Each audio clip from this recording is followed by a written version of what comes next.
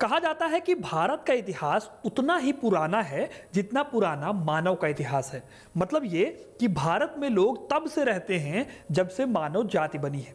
लेकिन जब हम इतिहास पढ़ते हैं तो हमें ये बताया जाता है कि भारत में मनुष्य अफ्रीका से आया था और हमें कुछ 1 लाख साल पहले के बारे में बताया जाता है। अब मानव जाति का इतिहास तो उससे भी लाखों साल पहले का है। तो फिर वास्तव में सच क्या है? आखिर भारत का इतिहास कितना पुराना है? ऐतिहासिक तौर पर देखें तो हमारे हड़प्पा और मोहनजोदड़ो से भी हजारों लाखों साल पहले हमें नर्मदा घाटी में एक फॉसिल मिला है जिसे नाम दिया गया है नर्मदा ह्यूमन का, और माना जाता है कि यह लगभग 5 लाख साल पुराना फॉसिल है। इसी तरह से भारतीय उपमहाद्वीप के एक हिस्से में जगह है रिवात। ये जगह आज पाकिस्तान में है। वहां पर हमें लगभग 2 लाख साल पुराने पत्थर के हथियार मिले हैं। इसीलिए अब ये माना जाने लगा है कि भारत में मनुष्य प्रजाति का कोई ना कोई व्यक्ति करीब 2.5 से 3 लाख साल पहले भी रहता था। इस बात का एक बड़ा सबूत मध्य प्रदेश की भीमबेटका नाम की जगह पर बनी गुफाओं से भी मिलता है। इन गुफाओं में मनुष्य जाति के रहन सहन की तस्वीरें, यानी कि उन्होंने जो पेंटिंग्स बनाई हैं उस टाइम की, वो मिलती हैं। अब ये माना जाता है कि ये गुफाएं और तस्वीरें 1 लाख साल पहले की हैं। तो आप देख रहे हैं ना, भारतीय इतिहास लाखों साल पुराना है।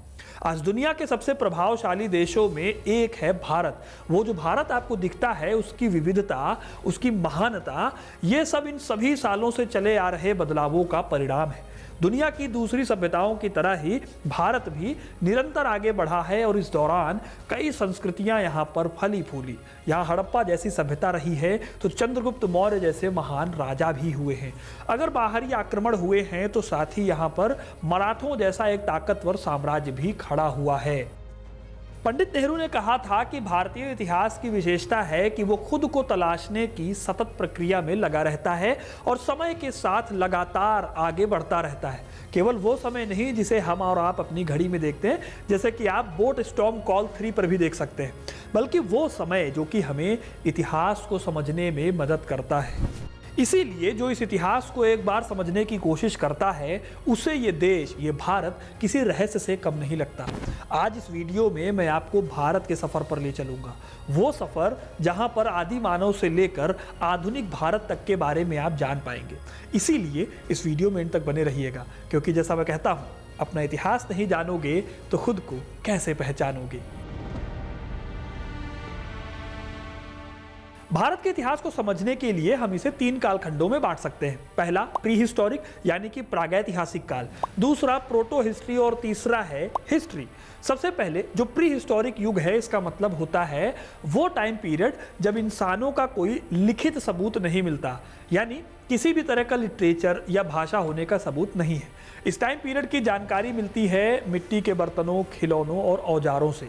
ठीक ऐसे ही प्रोटो हिस्ट्री वो टाइम पीरियड है जब हमें पुरातात्विक और साहित्यिक दोनों तरह के सबूत बड़े पैमाने पर मिलते हैं। हालांकि साहित्यिक स्रोत को इस टाइम पीरियड में नहीं पढ़ाया जा सका, जैसे कि हड़प्पा सभ्यता के जो हमें मोहरें मिलती हैं, उनमें जो लिपि मिलती है।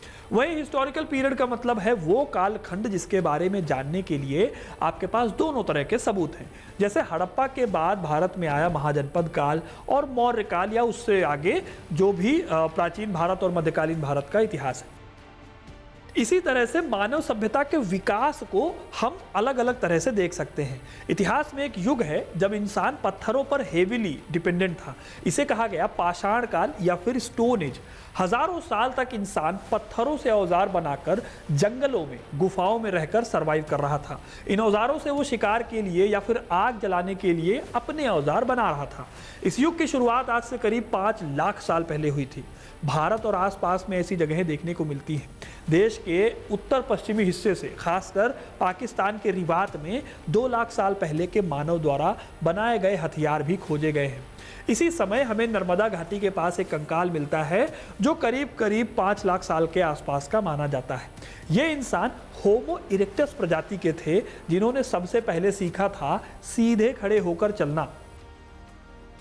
खैर, स्टोन एज भी 3 तरह के हैं। पहला पूरा पाषाण काल, दूसरा मध्य पाषाण काल और तीसरा नवपाषाण काल। ये इंसान हड़प्पा सभ्यता आने तक पूरे देश भर में फैले हुए थे और कबीलों में रहना इन्होंने शुरू कर दिया था। भारत में पूरा पाषाण काल से जुड़ा कोई जीवाश्म हमें नहीं मिल पाया है, लेकिन इनसे जुड़े औजार जरूर मिलते हैं जिनका इस्तेमाल उस समय के इंसान किया करते होंगे। ऐसी ही एक जगह है महाराष्ट्र में बोरी नाम से, यहाँ पर औजार मिलते हैं। ठीक ऐसे ही एक जगह है मध्य प्रदेश में जहाँ पर कई सारी गुफाएं हैं। इन गुफाओं में लाखों साल पहले इंसान रहा करते थे और उन्होंने इन गुफाओं में अपने होने के सबूत दिए हैं। ये सबूत आदि मानव द्वारा बनाए गए पत्थर पर उकेरे चित्र हैं। इन्हें पूरा पाषाण काल से लेकर मध्य पाषाण काल तक का माना जाता है। इन गुफाओं को कहा जाता है भीमबेटका। यहाँ भारत के सबसे पुराने इंसानों के होने के सबूत मिलते हैं। भीमबेटका का नाम महाभारत के भीम से जोड़कर देखा जाता है। यहाँ क्या मिला है और ये जगह कितनी रहस्यमयी है, इसके बारे में डिटेल में मैंने एक वीडियो बनाया है। आप इस लिंक पर क्लिक करके इसे देख सकते हैं। डिस्क्रिप्शन में मैं आपको इसका लिंक दे दूंगा। खैर, भारत में आधुनिक मानव यानी होमो सेपियंस का सबसे पुराना सबूत 1 लाख से लेकर 80,000 साल पुराना माना जाता है। लगभग 75,000 साल पहले होमो सेपियंस अफ्रीका से दुनिया के कई हिस्सों में आकर रहना शुरू करते हैं और उसी वक्त भारत में भी ये लोग आए होंगे, ऐसा अनुमान लगाते हैं। खैर, प्रस्तर युग यानी पाषाण काल में ही नवपाषाण काल आता है, जब खेती के सबूत मिलने शुरू होते हैं और इंसानी बस्तियां भी देखने को मिलती हैं।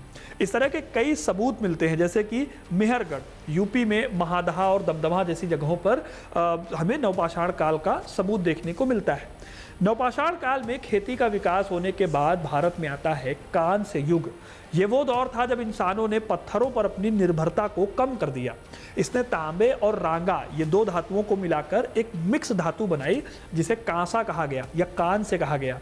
इसका उपयोग करना इन्होंने शुरू किया। इस टाइम पीरियड को ताम्र युग और लौह युग के बीच का काल माना जाता है। हड़प्पा सभ्यता को कांस्य युगीन सभ्यता कहा जाता है। इस दौर की खास बात है कि शहरी सभ्यता बड़े पैमाने पर डेवलप हुई। यही वो टाइम भी है जब लोगों ने मेटलर्जी यानी धातु विज्ञान और हस्तशिल्प में नई नई तकनीकें विकसित की और तांबा, पीतल और सीसा के साथ साथ टिन का भी प्रोडक्शन किया। भारतीय उपमहाद्वीप में कांस्य युग की शुरुआत लगभग 3300 ईसा पूर्व में हुई थी हड़प्पा सभ्यता के साथ। एक शानदार शहरी सभ्यता के सबूत हमें हड़प्पा के स्थलों से मिलते हैं, फिर चाहे वो हड़प्पा हो, मोहनजोदड़ो हो या फिर कालीबंगन हो। वैश्विक स्तर पर हड़प्पा सभ्यता मेसोपोटामिया और प्राचीन मिस्र के साथ साथ विश्व की शुरुआती सभ्यताओं में से एक है। करीब 1900 ईसा पूर्व के आसपास हड़प्पा सभ्यता का पतन होता है और हमारे देश में शुरुआत होती है अर्ली हिस्टोरिकल पीरियड की, यानी वो कालखंड जिसे हम वैदिक काल के रूप में पढ़ते हैं। इस सभ्यता का संबंध भारत में आर्यों के आगमन से माना जाता है। कहा जाता है कि करीब 2000 ईसा पूर्व के आसपास आर्य भारतीय उपमहाद्वीप की सीमाओं पर आकर बस गए थे, लेकिन आर्यों के भारत में आने का पुरातात्विक खनन के तौर पर यानी कि आर्कियोलॉजिकल सबूत नहीं मिलता है। यही वजह है कि कई इतिहासकार मानते हैं कि वैदिक सभ्यता भारत में ही पनपी थी। हालांकि इसको लेकर अच्छी खासी डिबेट है, जिसे आप इस वीडियो पर क्लिक करके देख सकते हैं और अच्छे से समझ सकते हैं कि आर्यन इन्वेजन थ्योरी क्या है और कैसे आर्य हमारे देश में आए।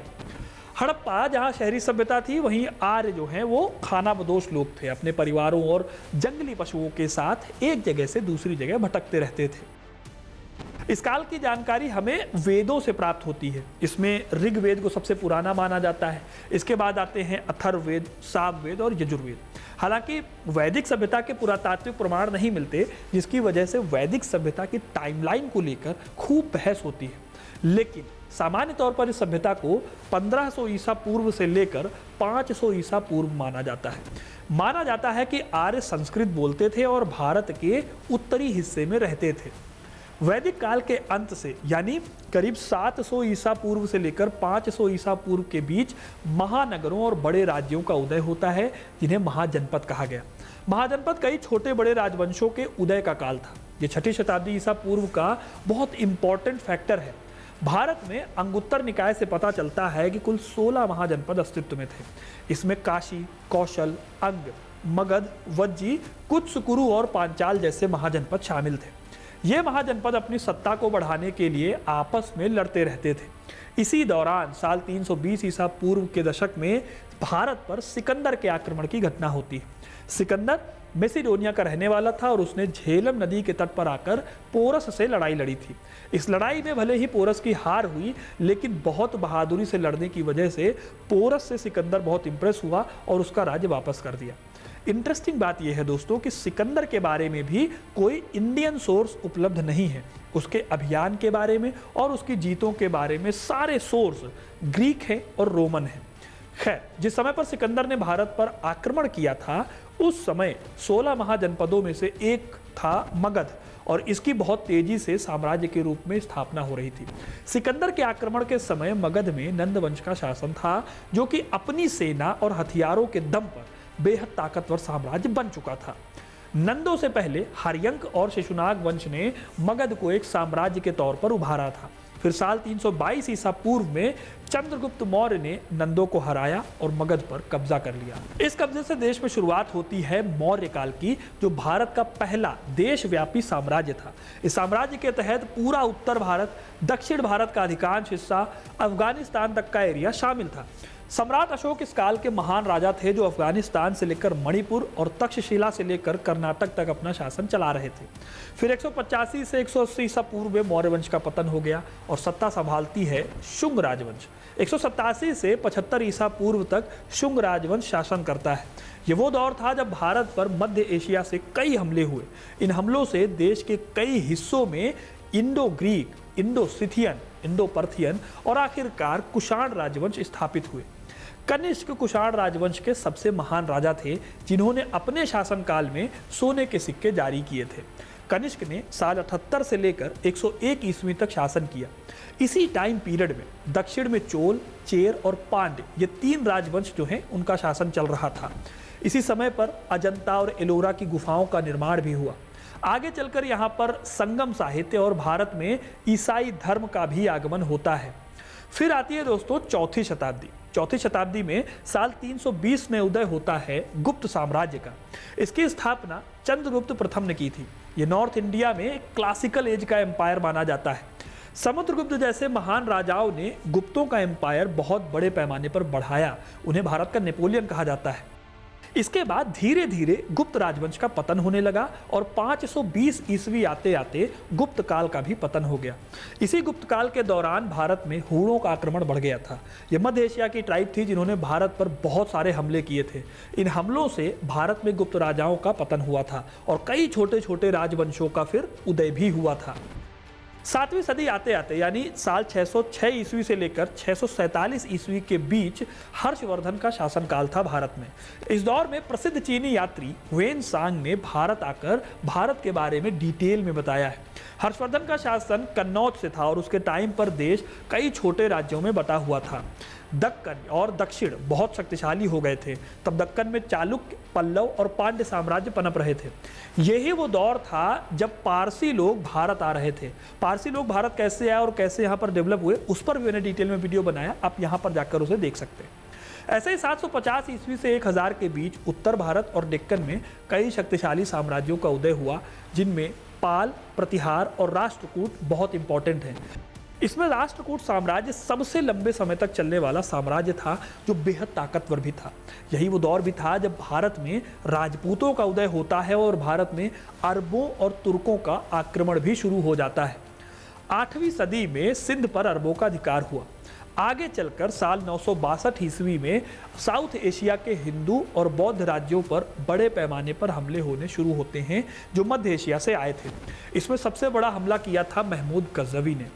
महमूद गजनवी ने सिंधु नदी के ईस्ट और यमुना नदी के वेस्ट में बसे राज्यों को 997 ईस्वी से लेकर 1030 ईस्वी तक 17 बार लूटा। इसके कुछ सालों बाद आता है मोहम्मद गौरी, जो भारत पर हमले शुरू करता है। मोहम्मद गौरी ने कई हमले करके भारत के कई राजाओं को हराया और आखिर में 1192 ईस्वी में तराइन की दूसरी लड़ाई में चौहान वंश के शासक पृथ्वीराज चौहान को उसने हरा दिया। ये दिल्ली की सत्ता पर पहला मुस्लिम कब्जा था। इसके बाद दिल्ली पर मुस्लिम शासन जो इस्टेब्लिश हुआ, वो अंग्रेजों के आने के बाद तक यानी लगभग साल 1857 में जाकर खत्म हुआ। मोहम्मद गौरी ने दिल्ली को जीता जरूर था, लेकिन उसने अपने गुलाम कुतुबुद्दीन ऐबक को सत्ता सौंप दी थी और वो वापस गजनी लौट गया। इसी तरह से दिल्ली पर फिर 5 राजवंशों ने शासन चलाया: गुलाम वंश, खिलजी वंश, तुगलक वंश, सैयद और लोदी वंश। इनमें से पहले 4 वंश तुर्क थे और आखिरी अफगान वंश था। इसी दौरान साउथ इंडिया में विजयनगर एम्पायर डेवलप हुआ, जिसकी स्थापना की थी हरिहर और बुक्का ने। तुगलक डायनेस्टी के टाइम पर यह स्टैब्लिश होता है और इसके सबसे महान राजा थे कृष्णदेव राय। खैर, दिल्ली में वापस लौटे तो लोदी डायनेस्टी के टाइम पर देश में उज्बेकिस्तान से भारत आता है बाबर। बाबर तैमूर और चंगेज खान का वंशज था। साल 1526 में उसने इब्राहिम लोदी को हराया और दिल्ली में मुगल सल्तनत की नींव रखी। बाबर के बाद हुमायूं, फिर अकबर, जहांगीर, शाहजहां और उसके बाद औरंगजेब, इन सभी ने मुगलों की सत्ता को बखूबी संभाला। अकबर इसी दौर में धार्मिक सहिष्णुता के लिए विख्यात होता है। इस काल में राजपूतों और मुगलों में दोस्ती भी हुई और महाराणा प्रताप जैसे महान राजाओं ने मुगलों से लोहा भी लिया। अकबर ने हिंदुओं से जजिया कर को हटा लिया था, जिसे साल 1659 में औरंगजेब ने फिर से लागू कर दिया था। औरंगजेब को बेहद कट्टर मुगल शासक माना जाता है। इसी दौर में दक्कन में मराठों की ताकत बढ़ रही थी औरंगजेब के टाइम पीरियड पर। यही वजह है कि औरंगजेब तक मुगल मजबूती से स्थापित रहे, लेकिन उसके बाद उनका पतन होना शुरू हो गया। साल 1857 में पूरा मुगल वंश अपनी गद्दी को खो देता है और इस तरह से करीब 300 सालों तक मुगल भारत में रहते हैं और उनका पतन हो जाता है। मुगलों के ही दौर में यूरोपियन कंपनीज का भी भारत में आगमन होता है। दक्षिण पूर्वी तट से पुर्तगाल से समुद्री व्यापार शुरू हुआ। ऐसे ही ब्रिटिश, डच और फ्रेंच कंपनीज जो हैं वो भारत आती हैं। मुगलों के पतन के साथ ही देश में कई और ताकतें खड़ी हुई, जैसे कि सिख, निजाम, नवाब वगैरह, और एक बाहरी ताकत यानी अंग्रेज भी खड़े होते हैं इस देश में, जिन्होंने प्लासी के युद्ध में बंगाल के नवाब सिराजुद्दौला को हराया और बंगाल जैसी बड़ी रियासत को अपने कंट्रोल में कर लिया। अंग्रेजों ने भारत के राजाओं और यूरोपियन कंपनीज को हराकर साल 1840 ईस्वी तक देश के एक बड़े हिस्से पर अपना कब्जा कर लिया। इस कब्जे के विरोध के तौर पर साल 1857 का विद्रोह होता है, जिसे भारत का प्रथम स्वतंत्रता संग्राम भी कहा जाता है। ये विद्रोह अंग्रेजों ने बुरी तरह से दबा दिया और भारत फिर सीधे सीधे ब्रिटेन के कंट्रोल में आ गया। इसके बाद 20वीं सदी की शुरुआत में बड़े पैमाने पर देश में अंग्रेजों के खिलाफ स्वतंत्रता आंदोलन चलाया गया। इस आंदोलन में कई धाराएं थी, जैसे कि अहिंसक आंदोलन, जिसे महात्मा गांधी ने लीड किया। देश के युवा जैसे कि भगत सिंह या सरदार उधम सिंह जैसे हजारों नौजवानों ने क्रांतिकारी आंदोलन को चलाया, यानी हिंसा के दम पर आज़ादी मांगने की कोशिश। सुभाष चंद्र बोस ने सेना बनाकर जंग लड़ी। सबने अपने अपने हिसाब से देश की आज़ादी की लड़ाई लड़ी, लेकिन इसी बीच देश में धार्मिक कट्टरता भी बढ़ी। इस कट्टरता का नतीजा था कि 15 अगस्त 1947 को हमें आज़ादी तो मिल गई थी, लेकिन इसके साथ ही देश भी 2 टुकड़ों में टूट गया था।